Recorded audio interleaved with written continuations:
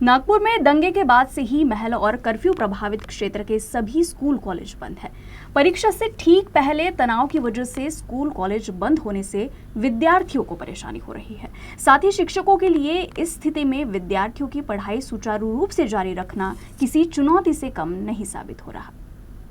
संचारबंदीमुळे महाल परिसरातल्या आणि या ज्या भागात संचारबंदी आहे त्या भागातल्या शाळा देखील बंद आहेत आणि थोडाफार का होईना विद्यार्थ्यांच्या अभ्यासावर प्रभाव पडतोय आणि त्यांच्या अभ्यासाला त्यांच्या शाळेला फटका बसतोय, कारण की शाळेत विद्यार्थीच नसतील तर काय होणार। मी आहे सध्या नागपुरातल्या श्री दादासाहेब धनवटे नगर विद्यालयासमोर आणि माझ्यासोबत प्राचार्य आहेत यावळकर मॅडम, मला सांगा, शाळा बंद आहेत तर विद्यार्थ्यांचा अभ्यासाचं नुकसान होऊ नये, परीक्षेचे दिवस आहेत, तर काय नियोजन तुम्ही केलेलं आहे?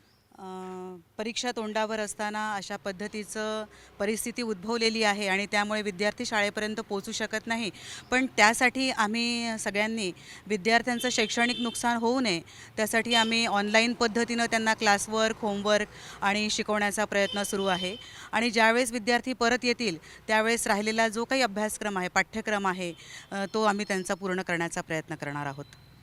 संचारबंदी सारखी स्थिती यापूर्वी देखील कोरोना काळात उद्भवलेली होती, पण यंदाची स्थिती ही जरा वेगळी आहे संचारबंदीची। तर तुम्ही विद्यार्थ्यांना आणि पालकांना काय एक सांगू इच्छिता? विद्यार्थ्यांना आणि पालकांना मी हे सांगू इच्छिते की त्यांनी जी आपल्यासमोर परिस्थिती निर्माण झालेली आहे त्या परिस्थितीला आपण धीरानं तोंड द्यायला पाहिजे, त्याचा सामना करायला पाहिजे।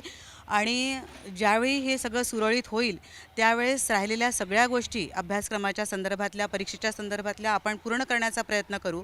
आणि ज्यावेळेस वातावरण सुरळीत होईल त्यावेळेस विद्यार्थी शाळेत परत येतील तेव्हा आमचा प्रयत्न हा असेल की त्यांच्या मनामध्ये असलेली भीती आणि परीक्षेसंबंधी दडपण दूर करण्याचा आमचा प्रयत्न असेल। शिवाय त्यांच्यामध्ये 100% आत्मविश्वास कसा निर्माण होईल याचा आम्ही प्रयत्न करणार आहोत आणि त्याचं नियोजनही करणार आहोत।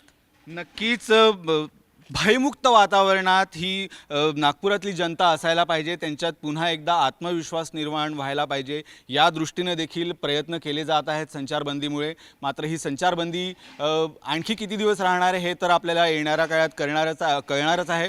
मात्र संचारबंदी लवकरात लवकर उठावी हीच प्रत्येक या संचारबंदीत असलेल्या नागरिकाची इच्छा आहे। व्हिडिओ जर्नलिस्ट मिथुन आदमनेसह मी निशांत, यूसेन न्यूज, महाल, नागपूर।